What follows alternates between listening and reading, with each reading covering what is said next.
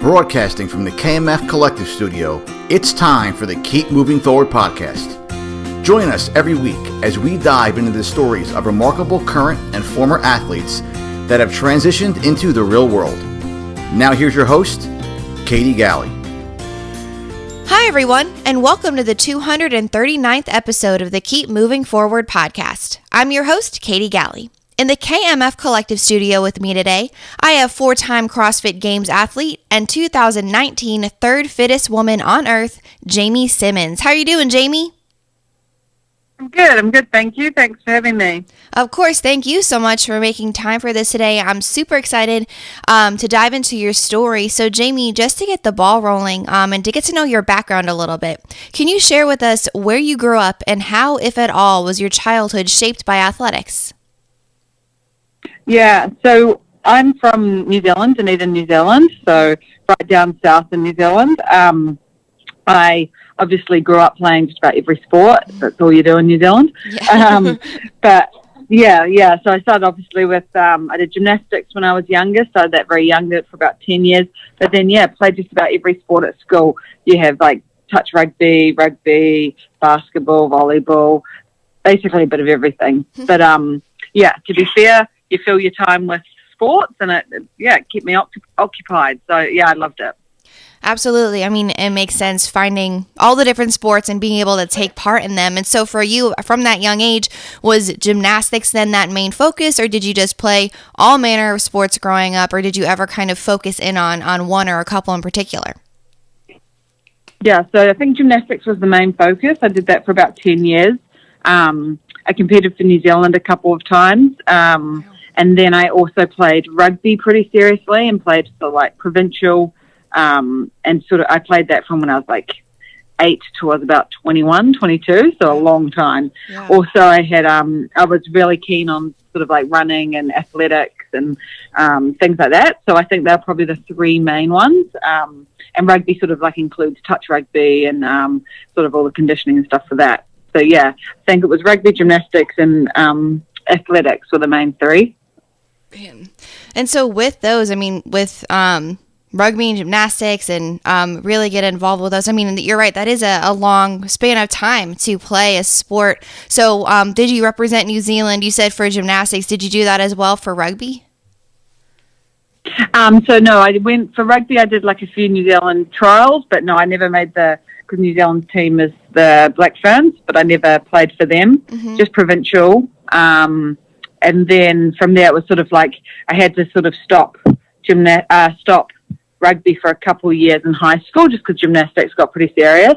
And then from there, gymnastics was obviously I got to about 14, 15. When you're doing gymnastics at that age, you're sort of, it's like 20 to 24 hours a week of training. And when you're that age, all you want to do is hang out with your friends. So it got to the point where I was like, right, I'm fed up with this. So gave gymnastics in, and then that's when I sort of like got more into rugby. That's a lot more social than some other sports like gymnastics. So that was good fun. But I just remember growing up sort of like, I always remember on Saturdays, it'd be like, I would play rugby in the morning, go quickly change into my leotard, like clean my knees, and then go to gymnastics for like 4 to 5 hours. Wow. So that it was just like my whole weekends are filled with sport. Yeah. That's funny. And too, I mean, you're right, having the more team aspect of rugby, the social aspect, and then gymnastics, having it be more, of course, it's still team, but also highly individualized with each of your individual apparatuses. But then too, it's funny, like you said, how you were dressed for rugby and then you would wipe your knees off, get ready, put on your leotard, and then get ready for gymnastics. Because thinking about that, it's kind of two disparate things. I mean, the ruggedness of rugby and the tackling, and then getting into gymnastics and being more graceful and balance. It's just a funny juxtaposition. Yeah, definitely. It was a very funny transition every Saturday. Yeah. Change the cap. I love that. And so at that time then, Jamie, when you said gymnastics was, you were going all in with it, training all the time. And then the period of time where you're kind of splitting your time between rugby and gymnastics. So when you said you tried to make it for the Black Ferns for New Zealand, but then ultimately gymnastics was kind of taking up more of your time, you focused there. So did you have to give up one or the other at the time? What kind of trajectory did it set you on as far as kind of taking either of those sports as far as you wanted to go with them? Not so much, because rugby, it didn't become as serious until I was older. Okay. So when you're playing, when I was like 12, 13, sort of like when gymnastics got more serious, it was getting to the point where I was still playing with boys, and it was just like breaking me. So obviously I was like a small girl, and the boys were getting bigger, and I wasn't getting that much bigger. So it was getting to the point where like injuries can come up a lot more. So I took a few years off and just did the gymnastics. And then when I came back, that's when you get to about 14, 15, and that's when I play with just girls. So obviously that was a bit better because everyone's the same size. And then from there, I just played throughout high school and then provincial rugby throughout New Zealand. And then it wasn't until I was like 19 or 20 that I went away and did some of the camps and that was very intense. Wow. So that sort of like, it was fun, but like it's just the next step up. So it got to that point where I was like, no, I'm happy at my provincial level. And then after that, I joined CrossFit for fitness. And that's when it sort of like became like, actually, I think I like this better. So it sort of developed into, and it was almost like a combination of gymnastics, but with everything else. So yeah, that's why I loved it. Right. It makes sense. I mean, being able to draw on the background of athletics that you already had in discovering CrossFit. And so, Jamie, at that time when CrossFit did become a part of your life, how did you find the sport, and what about it really drew you to it? Like you said, it's, that background of gymnastics, but what was it about it that made you decide I want to pursue this? Well, I think like I knew about it for a while, and I always did like my own sort of fitness training anyway. And then my mum actually bought me like a pass for 6 weeks or something. And at the start, yeah, I liked it. It was just fun because you just met different people, and like I caught up with more people that I went to school with, and like reconnected with a lot of people. So that was a draw as well. Like I liked the group of people there. And then it just helped with fitness and stuff. And then, yeah, again, it got to the point with like, same as like gymnastics and rugby, it was like doing CrossFit, like to training, in the gym and stuff and that much, and like playing rugby every week and all the trainings and every weekend, my body just couldn't handle both. So it was again almost to the point where like, what one do you like better? And I obviously went to CrossFit because I was like, I feel like I could go a bit further with this, and it was just really fun at the time. Yeah. I mean, being drawn to it and really having that love for the sport, but then too, having the realization that if you wanted to take it as far as you could, then having to give up rugby at that time. And so, Jamie, then when you were going through that, how challenging was it for you to decide, I want to give up rugby because I want to see how far I can go with CrossFit? I think it was more like, it wasn't even like I'll give up rugby for CrossFit. It was like, I don't know if my body could handle rugby anymore. Like I was having a lot of injuries. I would sort of like, I'm not sure if it was because I was like, my body was tired from CrossFit, or like I was getting leaner or whatever, and I just couldn't, my body just wasn't prepared for getting hit every single weekend. So it was almost like I was relieved to get rid of rugby because I was just sick of being injured. So I think that was more of like a relief as such. And I think as well, I had like plans to travel, and I know traveling, like I was going overseas for other things, and I knew that I could travel and still do CrossFit wherever I was, but like rugby's not so much accessible. You don't just like come and go. Like it's a team sport, so you can't just come and go from teams. So it was more like, oh, CrossFit might work better with my future. It wasn't like I want to try it as a sport as such. So when did that shift happen for you? I mean, you said you did the pass your mom bought you, and you took a liking to it. But then at what time did you kind of make that mental shift of, okay, I want to see actually what I can do in this sport, see if I can go to the games?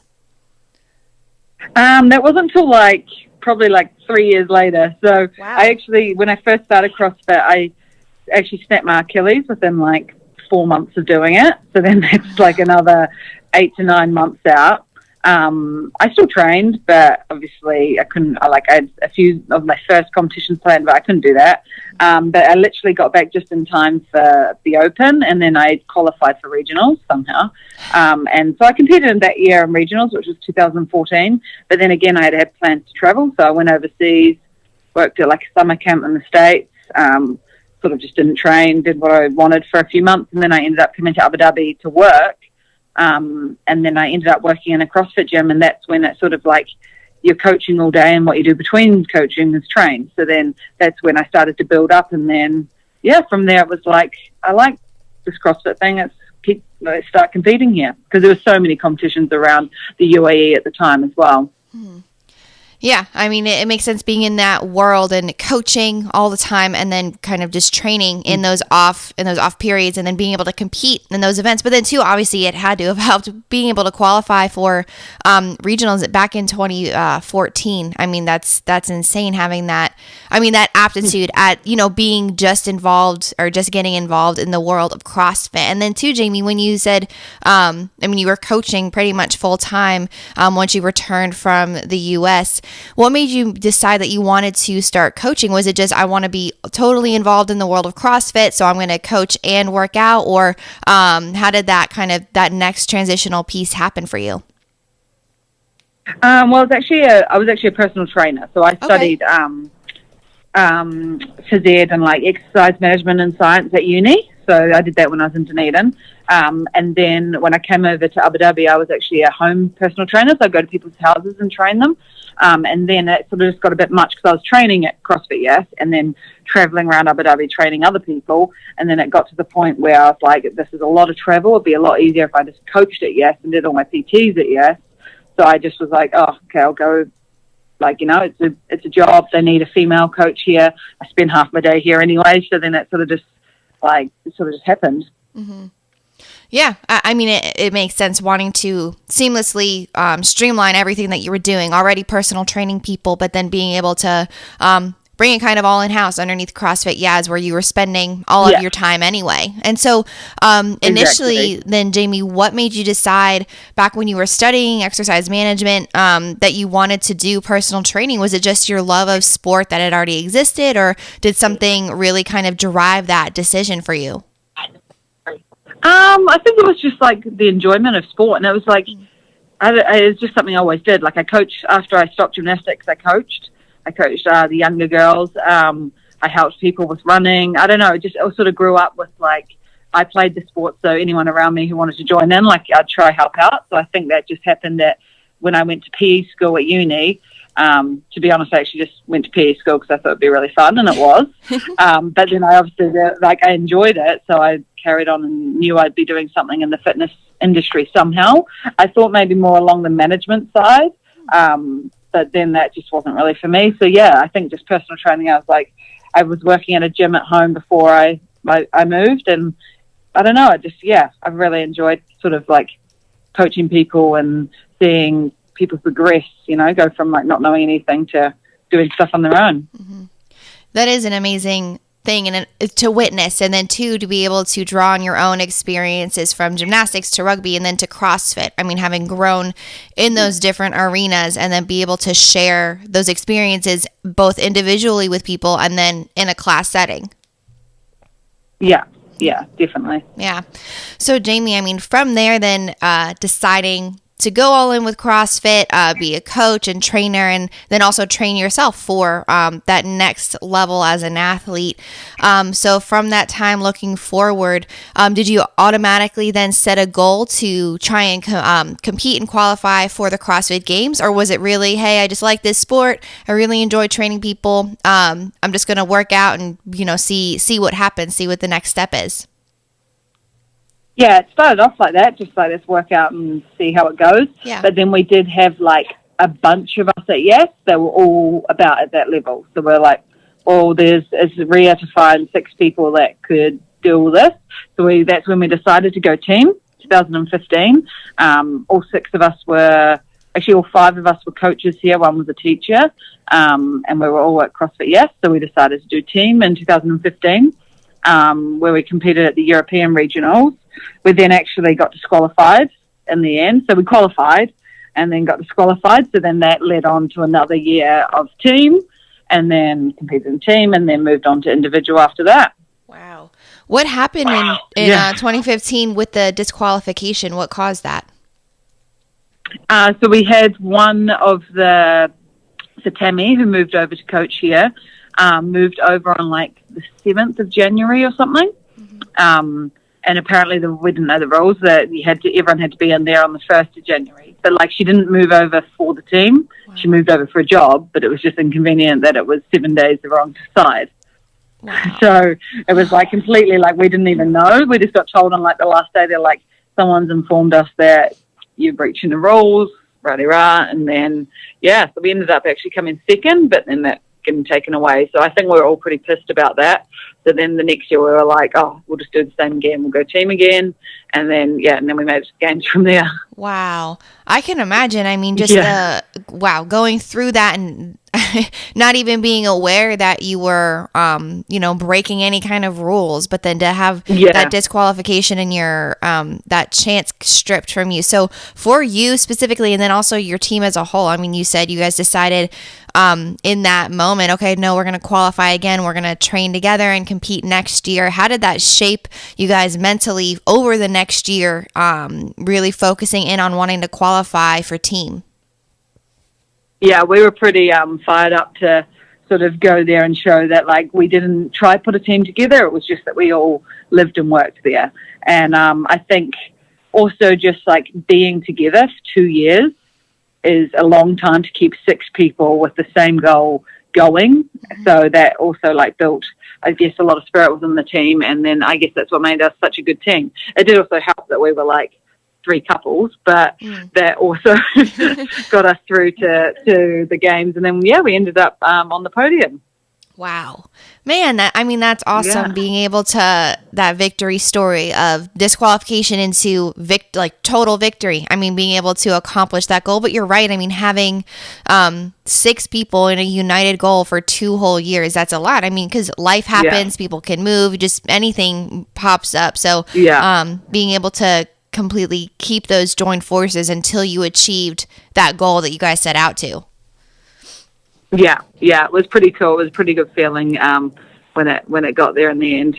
Yeah, I bet. And so then, Jamie, from there, achieving that goal with your team, and then looking forward, did you already know that you wanted to try and go individual, or were you thinking, I'm going to try and find another team to join?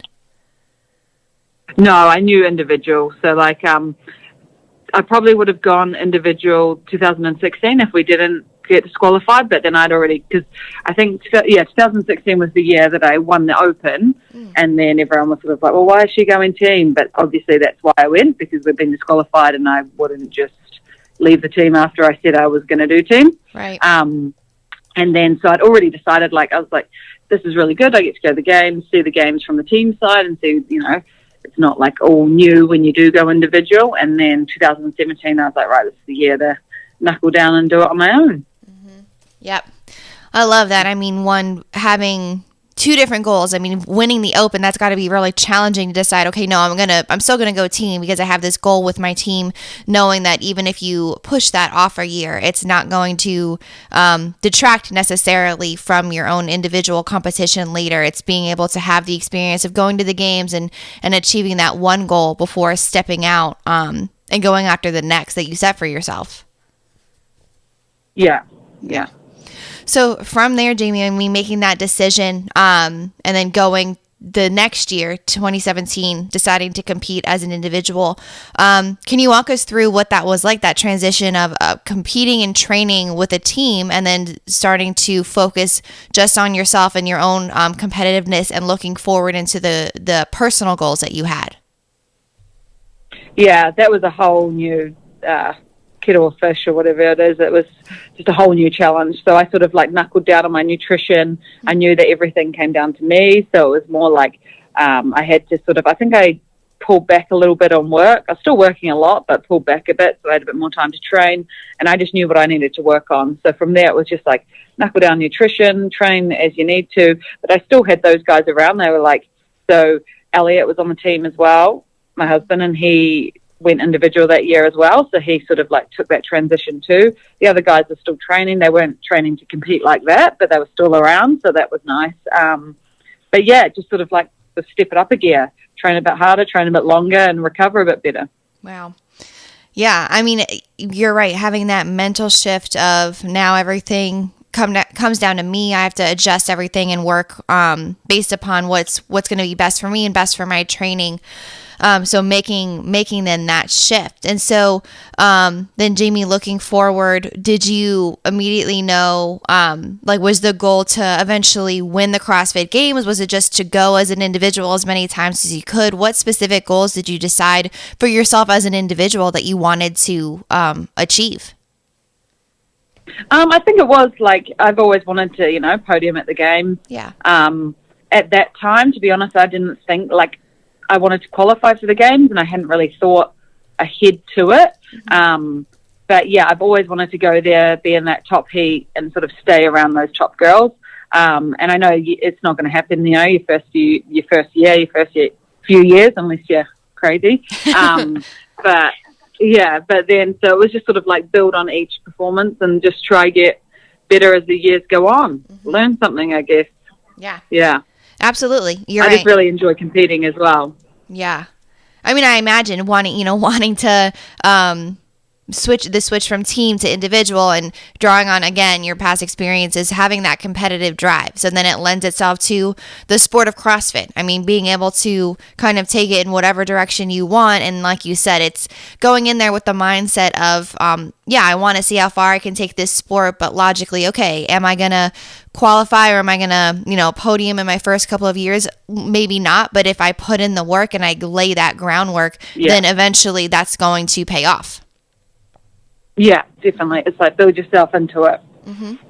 And so from there, then, Jamie, leading up to then 2019, when you did podium as the third fittest woman on earth, can you walk us through from 2017 to 2019, kind of what you were doing, laying that groundwork, building up into leading into that 2019 season? So 2017 actually went really well. I think as a rookie, I was top 10. So I finished up 8th the first year, and I loved it. It was such a good games. It was really fun. Learned a lot, as you do. And then later that year, I actually dislocated my shoulder. Wow. And then had to get another one, had to get surgery, and then that was just healed in time for the Open in February. So 2018 was an interesting year. It was try build up from that, and it didn't cause me too much grief. It was just more mentally, I think. I've learned now, but I think mentally it sort of pulled me back a little bit, and it shouldn't have, because I had time. So I think that year was a big learning year, and I sort of tried to change a few things to be almost more professional as such, but whatever I was doing just wasn't really working for me. So then from 2018, I learned I need to stick to my game, even if it's not, like everyone else, they have, their athlete lives, do what they got to do. But I sort of just knuckled down and just focused on myself a bit more. And then 2019, me and Elliot actually moved over to London just for three months, so we didn't work.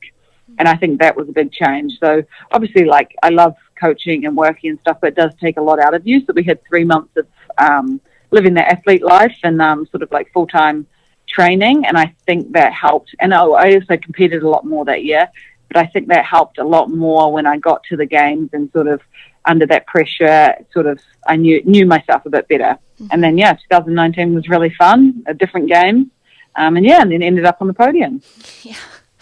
Yeah. I mean, I love that, being able to lay the groundwork, but then too, having the experience of 2017, your rookie year, going great, and then looking forward to 2018 and making those shifts, one coming off of the dislocating of your shoulder, but like you said, mentally allowing something to pull you back that you shouldn't have, and then looking forward, okay, to 2019, I'm going to stick to my game, I'm going to focus forward and know what I have to do, and then two, being able to buckle down and focus on training for those couple of months specifically, because I imagine it's got to be so challenging to try and navigate splitting your time between working and then also training full time when you want to you have these big aspirations as a professional athlete and looking forward. And so Jamie, when you were back in 2018 and then of course leading into 2019 and all the things that started to line up for you, specifically with your mental game, because that's got to be so key, specifically as an individual athlete. How did you make that shift, or what things did you start to really, buckle down on, as you said, to focus on sticking to your own game and realizing, okay, no, I need to stay in my lane. I need to know the things that I need to focus on in order to be successful in 2019? I think it was just finding like routines and that. So like I competed a lot more at different sanctionals, and like each sanctional you learn something about yourself while you're competing. Like, oh, I don't like warming up this way, or doing this and that, or like I need to sort of like the week beforehand get out of the gym, or sort of like just little things like that sort of help you mentally just switch it on when you need to. So just learning things like that, and then just getting into routines like with training sessions, not even just like how you prep your food, how you sleep, how you do your recovery and all that. And I think it's just getting to know what works for you compared to like, oh, I've seen someone else do that, let me try, and that might just be so wrong for you that it just throws you off completely. So it was just getting to know yourself a lot, to get to know myself a lot more. And then when it came down to it at the games, it was like, oh, they're doing that, but I don't need to do that because it doesn't work for me. So I know what I needed to do. Just sort of stayed in my own lane and did what I had to do.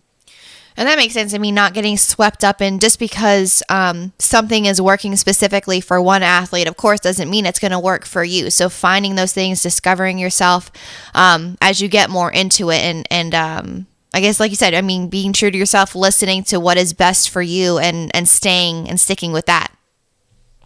Yeah, definitely. Yeah. Because like I'm quite a chilled athlete as such. And sometimes like when people get like too hyped up, or they're having a big session with like a big group of people and they're all sort of like getting to that, next level, it doesn't always work for me. And I'm like, I don't need to be involved with that. I'd rather like go outside, chill for a bit, come back in, and then that's almost how I'll get in the zone. Yeah. So it's just sort of finding like those small differences and finding what works for you. Yeah, I love that. I mean, being able to really discern, and that takes a lot of I would imagine a lot of self-awareness to be able to decide that, because it could be really easy to get swept up in what everybody else is doing. But it's no, I mean, I'm a chill athlete, I'm going to go separate myself from this situation so that I can operate in the best mental space that's going to work for me. Yeah, exactly. So Jamie, then, coming up and leading into 2019, can you walk us through what that games was like for you leading up to being on the podium as the third fittest woman? Yeah, so obviously that was the game with all the cuts. To be honest, I never really try look that far ahead in competition, so it kind of worked perfectly for me. We didn't know any events, and that's what I prefer, I think, so you can't think about it so much.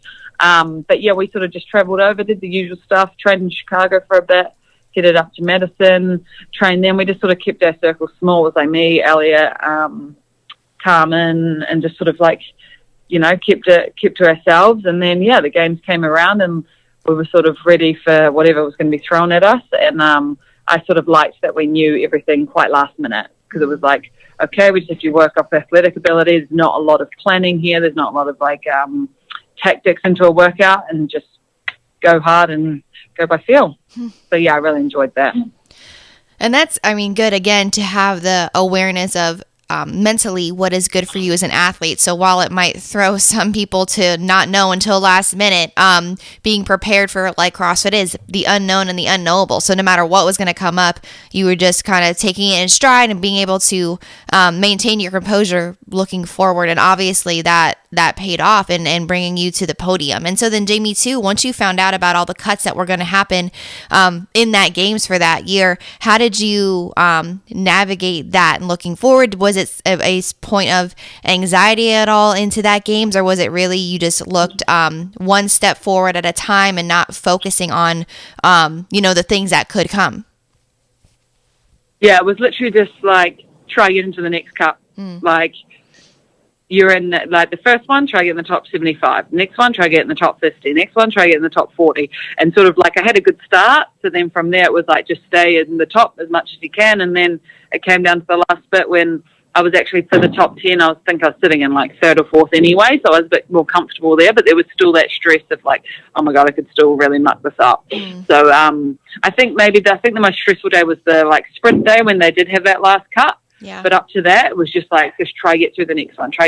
Don't think ahead, because you might not even be in that. Mm-hmm. And that was a really good way to, like, I enjoyed looking at it like that, because then you're just enjoying the event you're on, not being like, oh, let's worry about the next one. Well, you might not even be in the next one. So, it was it almost helped you think about it that way. It was cool. Yeah, I think that's a really great way to look at it. It's one step at a time. You can't get bogged down on what's to come. It's focusing in only on what you are doing at that moment. And then two, I think it probably allowed you to enjoy the experience a little bit more, rather than it just being an anxiety-induced event. I mean, of course, it was probably still stressful, but it's just being able to actually live in that moment allowed you probably more enjoyment. Yeah. Yeah, it was cool. It was fun. Yeah, I bet it was super fun to go to the games and then podium. So Jamie, coming down off, right, coming down off of that that achievement of being the third fittest woman on earth, and then looking forward to 2020, did you immediately set your sights on wanting to try and be first at the next games? I mean, what was your thought process coming off of that that huge accomplishment? Yeah, definitely. I wanted, obviously, we actually got married in the start of this year, so in January. So I knew, I was looking forward to that, and I was like, I'm ready to have, a big off season, just so I can really come back in February and just go for 2020 110%. That was the goal. Come in, sort of, get back to Abu Dhabi, knuckle down. I was even going to pull back a bit more on work, which everyone ended up doing anyway, and really focus on sort of, taking it up that next level. And obviously I'd learned a lot of things in the 2019 games, areas that I needed to improve on. I knew I still needed to improve my recovery in that. I had all that lined up for the next year. And the goal was to better myself from the year before. Mm-hmm. And so then with that, I mean, coming off of, getting married and then looking forward to 2020, having these set goals, obviously things happened and it, the world shifted and just with everything going on. So for you specifically, Jamie, with that and having these set goals looking forward into 2020, how did kind of your own personal journey get derailed from an athlete perspective looking forward into the CrossFit Games for the next year? To be fair, the COVID times was actually kind of perfect. Yeah. I'm not gonna lie, for me, because the gym ended up closing, which wasn't great, obviously. But it just meant that we had more time to train. Right. So we had a gym at home. I could train 3 times a day without having to worry about coaching, and that would come into the gym. We used to do live workouts for our members. But that was obviously an hour a day compared to working 4 or 5. Mm-hmm. So I had a lot more time in the day. That was a lot easier for recovery. To be fair, I didn't have a lot of stresses here. We were, pretty good at home. We have a big house that we share with people. So we had, I didn't have too many worries compared to other people around the world.